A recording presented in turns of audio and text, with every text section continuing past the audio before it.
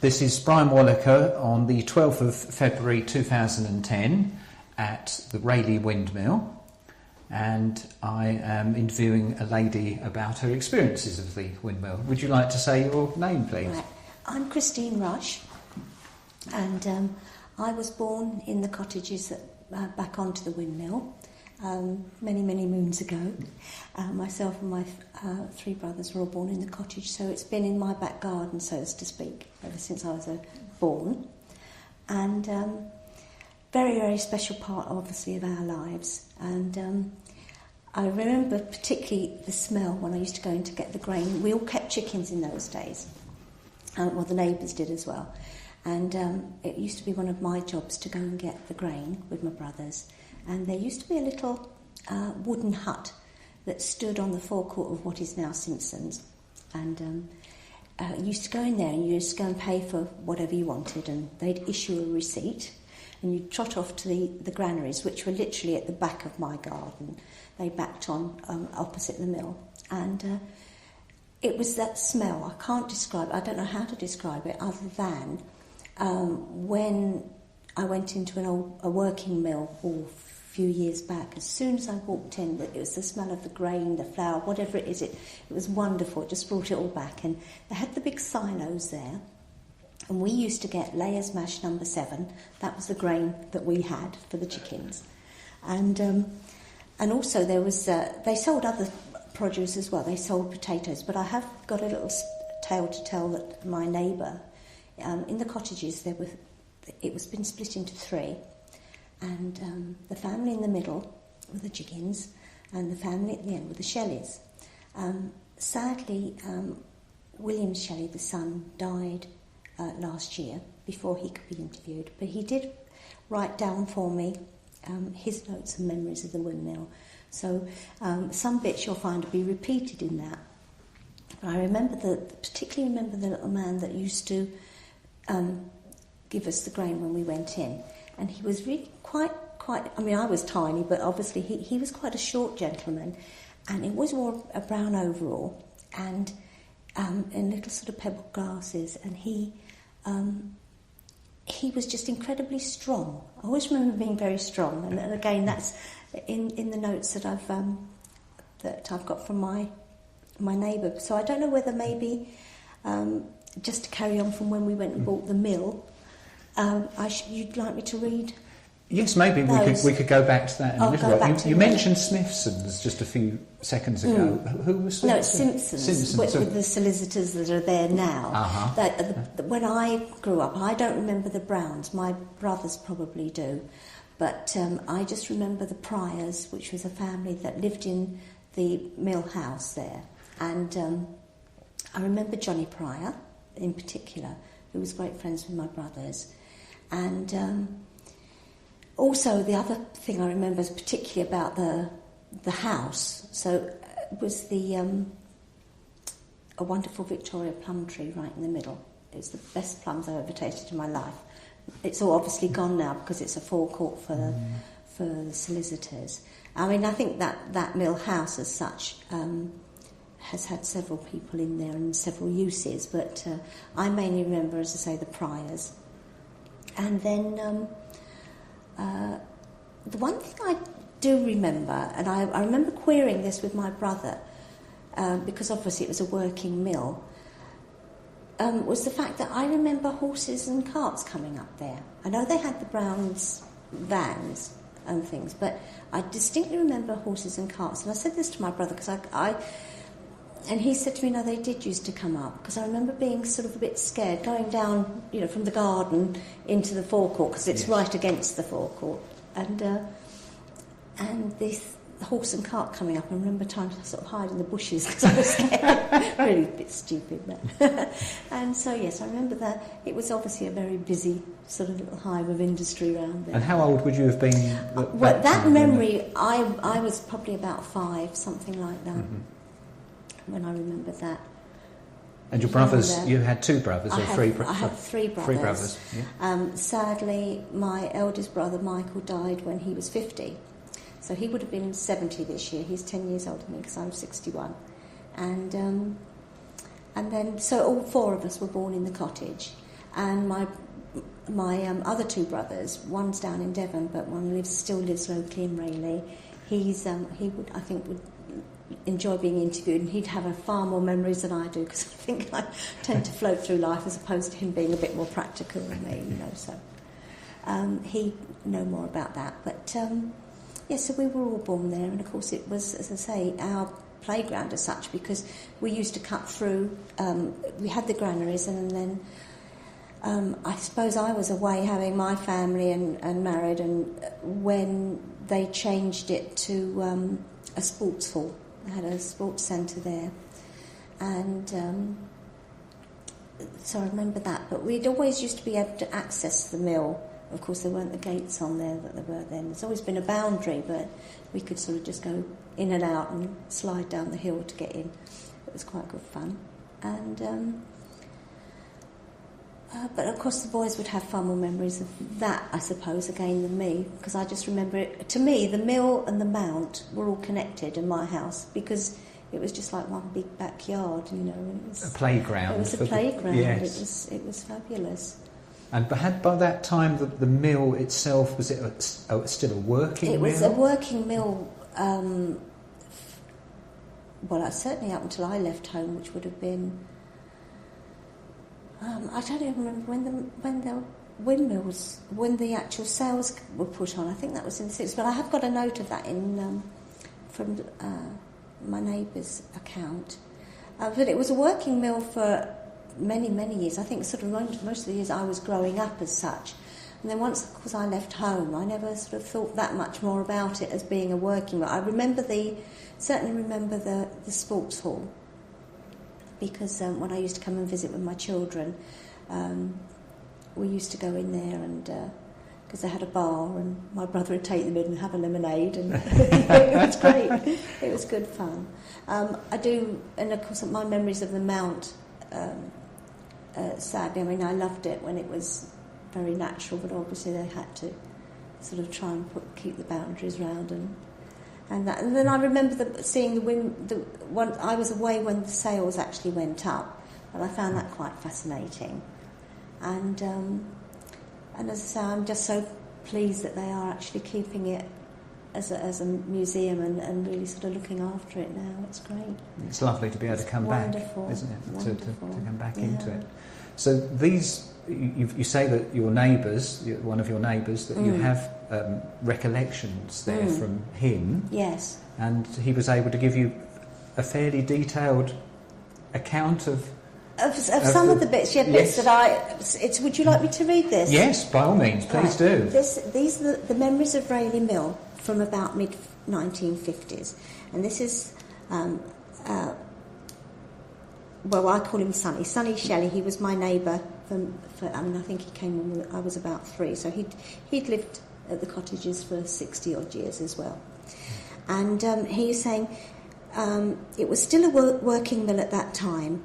The mill had no sails.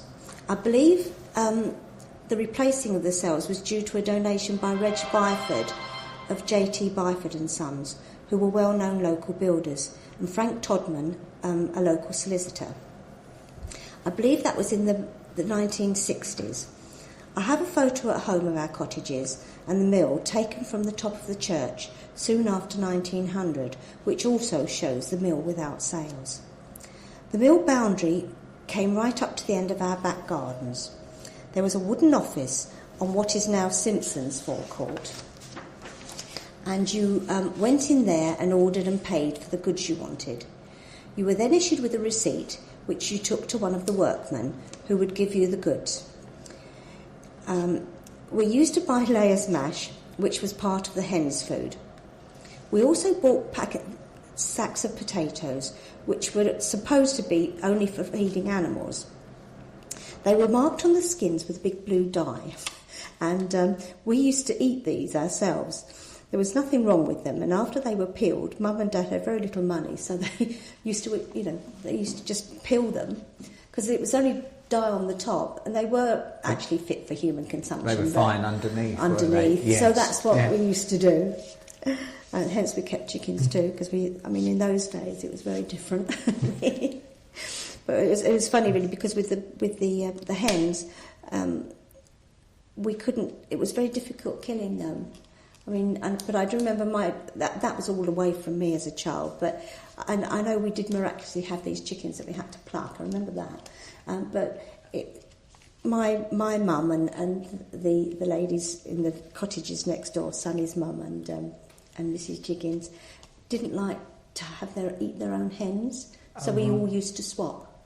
Oh right, so they were the chickens they from were the around chickens the cottages. from around the cottages, but we didn't eat our own. We swapped. Oh, right. They obviously felt a bit better about that. Presumably because they'd become almost personal pets. You get attached to them. And then Sonny goes on to say there was a little man who worked in the mill named Wally. So that was the gentleman I was thinking of. He only stood about 5 foot tall, with small pebble glasses. We used to marvel at the ease with which he used to lift the sacks of potatoes about. They were absolutely huge. Well, I think they were like 100 weight. And he'd just flip it up onto his back and boom, which was incredible. I remember brown lorries. Browns were the firm that owned the mill. I believe they were coloured cream with the firm name written in brown. Mr. and Mrs. Pryor and the children lived at the property which is now Simpson's solicitors. The mill boundaries used to go to the edge of Rayleigh Mount as they do today. Mill Hall was not there. The whole boundary was a metal railing fence, and that's as far as he got. So his memory's slightly better than mine with names. I didn't know the gentleman's name was Wally, but that's what he was called. And do you remember coming into the windmill itself? Did you ever get into here? I remember seeing in here, but I seem to remember big grinding things. But then I don't know if that again is just what I imagined or whether I actually saw it. My brothers, I think I've probably got a clearer memory of that.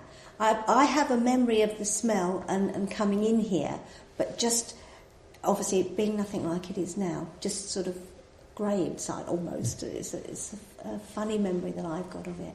My really strong memories are of where we used to go and get the corn, which is opposite the buildings that used to be there, and that wonderful smell. And they were just big metal buildings, and the silos in there, and seeing all the grain.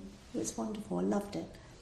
Yeah. And so the smell is perhaps the overriding memory of here, of the mill. Yeah, absolutely. And as I say, I just remember it. My memory of it's always been without, really, when I was growing up, without the sails. I just seem to remember it being just this big red building, like a little castle to me. Yes. That's how I thought of it. Yeah. And what do you think the windmill means to Rayleigh? Well, I think it's the main landmark. To me, when I'm coming home, I can see the mill and the church, and that to me is home, and the mount, of course. So we've got having lived in the sort of the shadow of the windmill almost, and the church opposite, and I think they're the main. This is the most, I think, post-historical part of Rayleigh, and of course we only had Crown Hill and London Hill as the main roads, way back, and having grown up here, of course, to me, it's what it is. It's just coming home. Rayleigh wouldn't be Rayleigh without its windmill. And that may sound a bit silly, I suppose, but that's what it means to me. And I think it's been a big part of the community. Because we always say, do you know Rayleigh? It's got the big windmill. Whenever I talk about Rayleigh, and most people, that's what sticks in their minds is the windmill. Because there aren't that many around, are there? No, and it's architecturally and it's just a lovely building. So whilst Rayleigh's changed a great deal, the mill hasn't. Other than having, it looks nicer now, obviously, because it's got its sails on. But that's one thing that hasn't changed. This area, you've still got the mountain, you've still got the mill, and you've still got the church, and that hasn't changed. And I think it's just part of its heritage. That is Rayleigh. Although, albeit this is only 200 odd years old, it's still, I think it's the thing that sticks in people's minds. definitely. And when, just to go back to when you were growing up, the difference in ages you've mentioned between yourself and your brothers, but was all four of you, were you able to, can you remember times when you were all playing near the windmill? All the time. All the time, because of course we came out of our garden we've got all the garden at the side and the back of the house, so we used to come out onto the forecourt, and of course there weren't the fences there then. We literally used to just come straight onto the forecourt of what is since was Brown's then, and the windmill's here. That it was still our backyard as such, you see. So we used to just walk through into the mount. So that was our. It was just all to me. It was a continuation of our garden. So a large garden, a very large garden. So and all the boys. It was a very different way of life then, obviously, and you didn't have the traffic about, so except those horse and carts that I did used to get worried about sometimes. But no, it was we'd just come straight out of our garden across the mill, and I mean apart from buying, obviously it was for us. It was the shop next door too, because you'd buy the corn for the chickens. And the potatoes we shouldn't have eaten, but I must admit I don't remember my parents buying blue-dyed potatoes, but no doubt they did. Maybe you didn't see them. I didn't see them. No, Probably didn't show me that. No. And so no, the boys, all of us, have grown up there. We used to go down into the mount and not that you're allowed to do that now. I presume they're still there, newts. We used to go. We didn't keep them, obviously used to put them back, but used to love going newting down there and racing snails, and the boys would come home with slow worms and whatever. So it was very different, that way of life, and it was all part and parcel. The mill, to me, the mill and the mount are all sort of one, because we obviously those days it wasn't closed. It was never locked. And you didn't have the vandals, of course, so we didn't need to really. And the name of the cottages then, was it the same as now? Mount Pleasant, yes, Mount Pleasant cottages. There's still a plaque that I'll have to renew on there that says Mount Pleasant. And they were, at one time long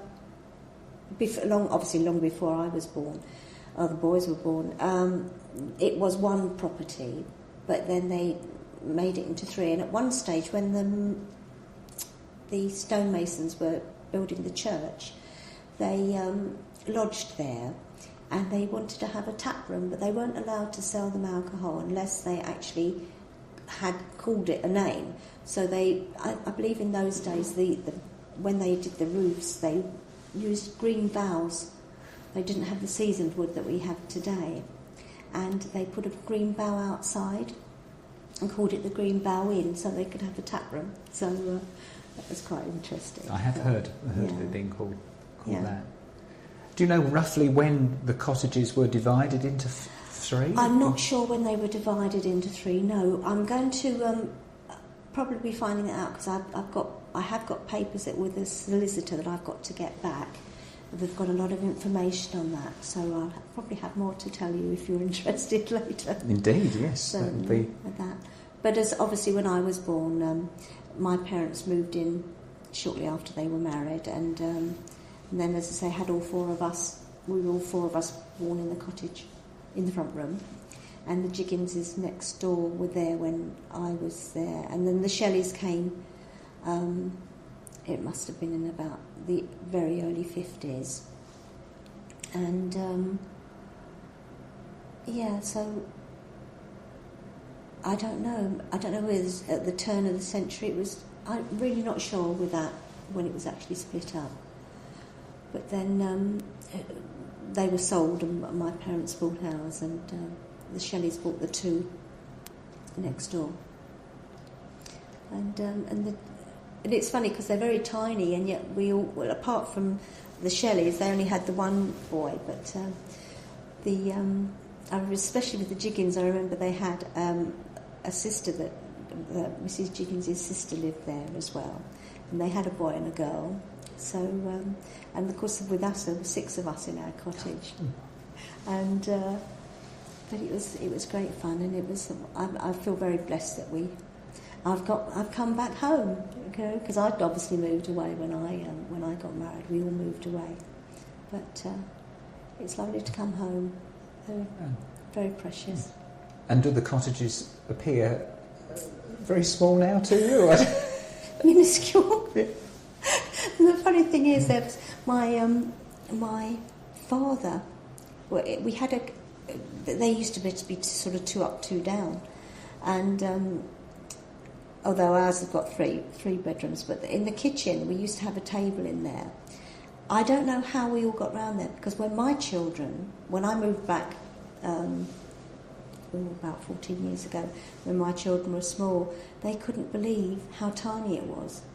And yet when I sat there, I used to think about sitting around the table, and if my brothers were ever cheeky to my mum or did anything my father didn't like, he always used to flick a teaspoon at them. And I used to marvel at this, the teaspoon going across. But now I realise there's no way he could have missed, because he was so tiny. But because when you're little, it all seems so much bigger. Quite. So there were 6 of you in that cottage, yeah. And they're most wonderful times. And I've had huge houses since then, but nothing like coming home. Nothing like coming home at all. And how many bedrooms was there?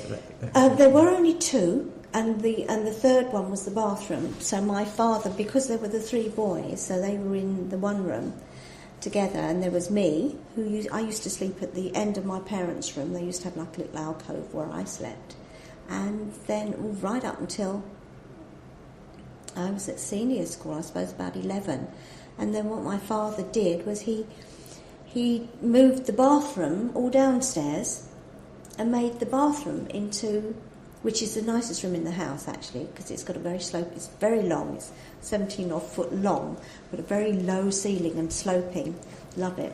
And he made that into my bedroom. So yes, it was fun. But next door had 3 bedrooms, but the one at the very end, the Shelleys, only had 2. But again, they've just got the one boy.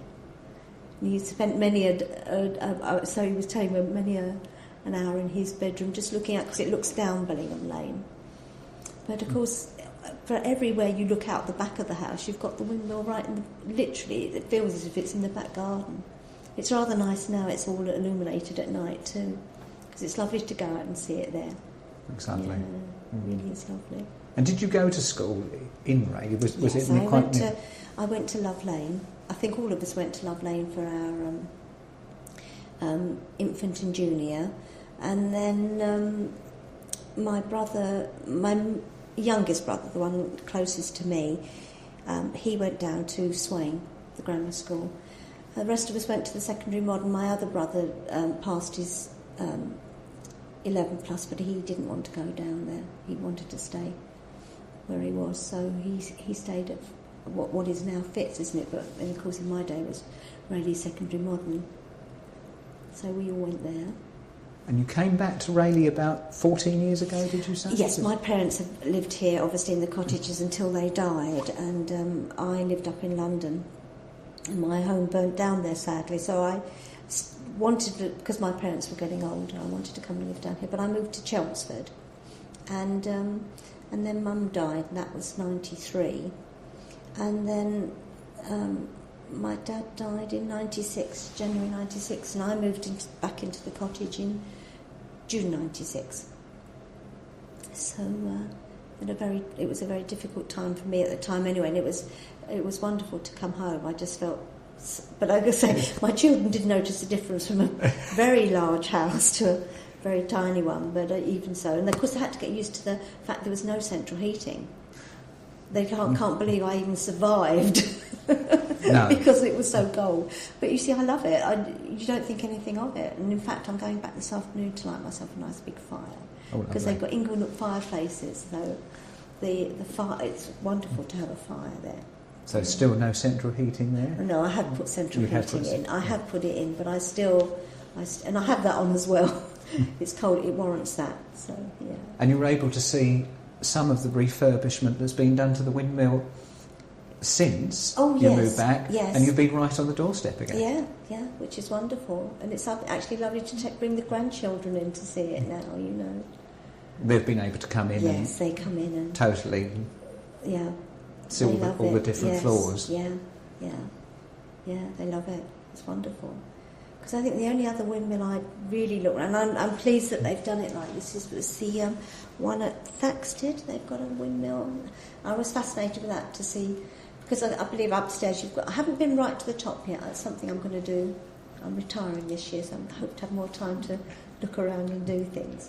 So I love to see the old photographs, and I think in Thaxted they have sort of old farming implements and things, and the old tools and stuff, and I love to see that. I find that quite fascinating. So I guess you've had 4 generations connected with the the mill already now, would be?